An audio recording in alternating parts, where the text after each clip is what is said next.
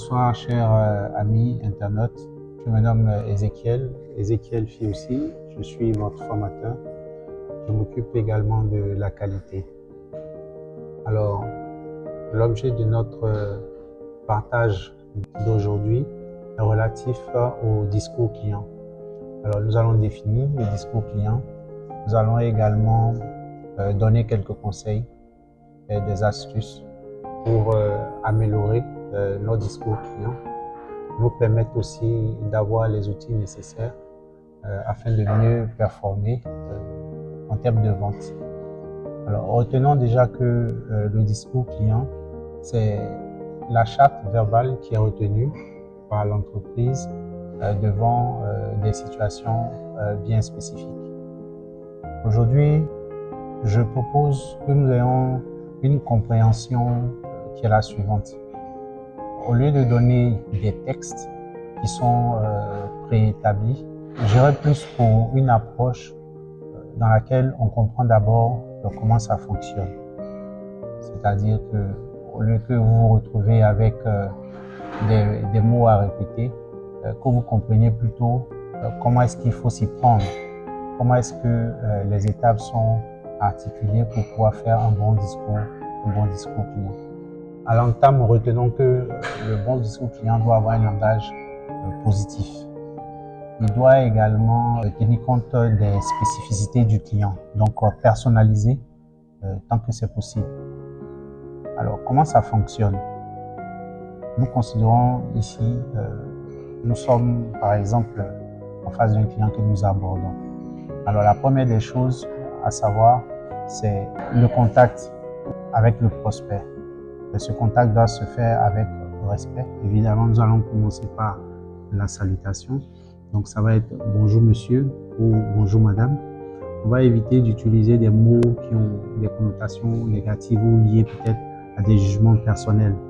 Dans notre culture, par exemple, au Bénin, chez l'ethnie Fon, une dame qui est enceinte, qui attend un enfant, est appelée souvent Renan, parce qu'on lui souhaite d'avoir une progéniture nombreuse.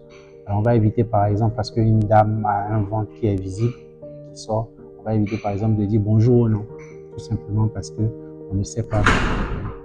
Moi, ça m'est déjà arrivé une fois par le passé d'avoir appelé l'épouse d'un ami Renan. En même temps, je me suis rendu compte après, quand on m'a confié que c'était pas, il ne s'agissait pas d'une grossesse, il s'agissait plutôt d'un problème de santé. Donc, c'est pour vous dire un peu comment ça peut être embarrassant. D'aller dans des jugements personnels ou des suppositions. Alors, on va faire bonjour monsieur ou bonjour madame, tout simplement pour la salutation. Alors, après la salutation, il est de bon ton de se présenter. Donc, on va dire son nom, on va dire son prénom, on va dire le poste que nous occupons dans la chaîne commerciale dans laquelle nous travaillons. Ce sera ensuite le moment d'écouter le prospect. Alors, l'écoute. Comment est-ce que l'écoute se fait? On écoute en faisant des gestes, on écoute également en disant des mots. Donc, il y a des gestes d'écoute comme hocher légèrement de la tête pour montrer à notre prospect, à notre futur client, que ce qu'il dit a de l'importance à nos yeux. Il y a également des mots d'écoute. Oui monsieur, oui madame, je vous suis, bien sûr monsieur, bien sûr madame. C'est des mots qui sont à connotation positive que nous pouvons utiliser pour montrer à notre client que nous l'écoutons. Nous allons également à ce niveau avoir une qualité de patience.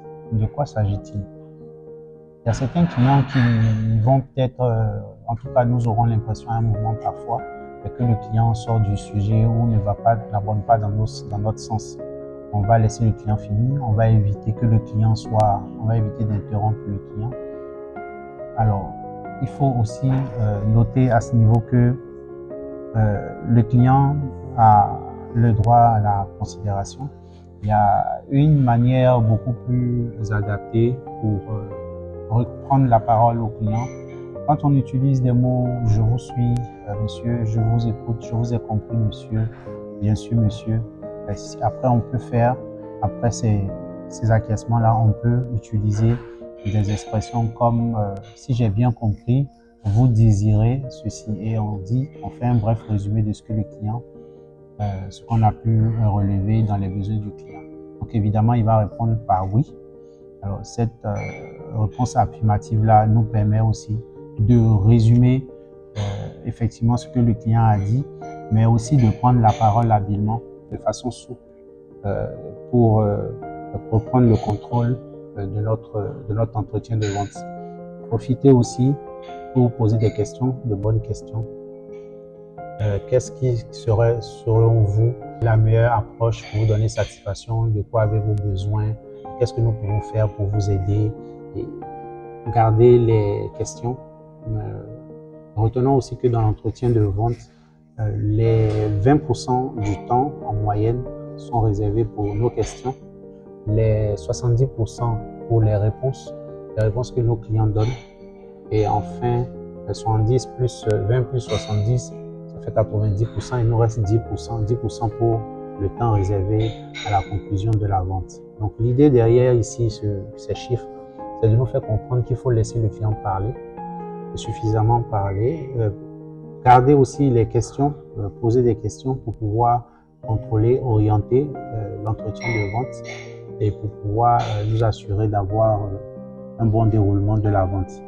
Ensuite, nous n'avons pas oublié de remercier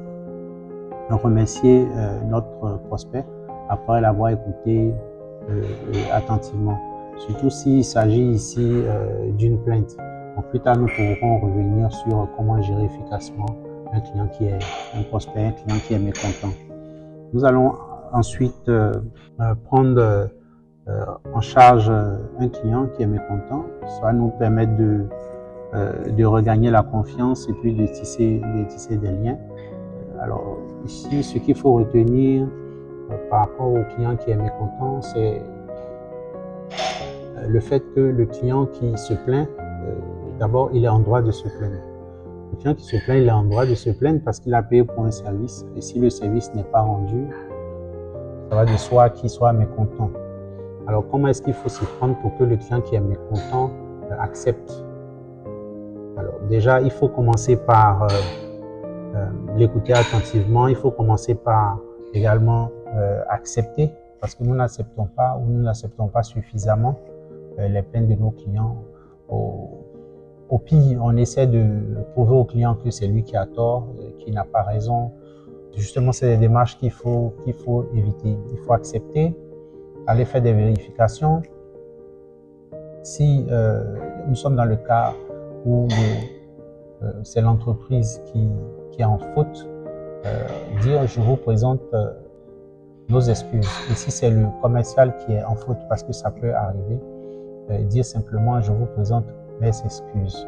Ensuite, donner une explication au client, parce qu'il a droit aussi de comprendre qu'est-ce qui n'a pas marché.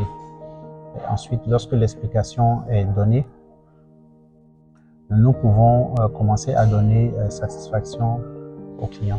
L'idée derrière ici, le client, il n'est pas bête. Le client, il sait que nous ne pouvons pas faire nous n'avons pas un bâton magique pour faire des miracles. Mais nous pouvons déjà montrer au client que sa préoccupation est prise en compte de façon spécifique. Nous pouvons montrer aussi au client que nous donnons notre maximum et que nous sommes sincères pour lui trouver une solution. Et à ce moment, le client il pourra accepter. Nous allons à présent procéder à la vente. Si le client est prêt et que nous avons senti que nous avons pu satisfaire les besoins, parce qu'il faut aussi poser des questions de découverte, des questions ouvertes, afin de découvrir les besoins spécifiques du client. Et ensuite, quand c'est fait, superposer notre proposition à la découverte, au résultat de la découverte de ces besoins-là, superposer notre solution aux besoins spécifiques du client pour pouvoir clôturer la vente. Alors, les bons closers, c'est des clients qui savent sentir le bon moment. Et à ce moment-là, il ne faut pas hésiter à poser des questions qui correspondent aux détails, comme la couleur du produit ou la quantité ou d'autres petits détails qui sont spécifiques au produit que nous proposons. Ensuite, il ne faut pas oublier de vérifier si le client est satisfait en lui posant la question. Est-ce qu'il est satisfait? Demander au prospect s'il est satisfait. Ensuite, s'il est satisfait, échanger les contacts et faire le suivi afin de combler ses besoins.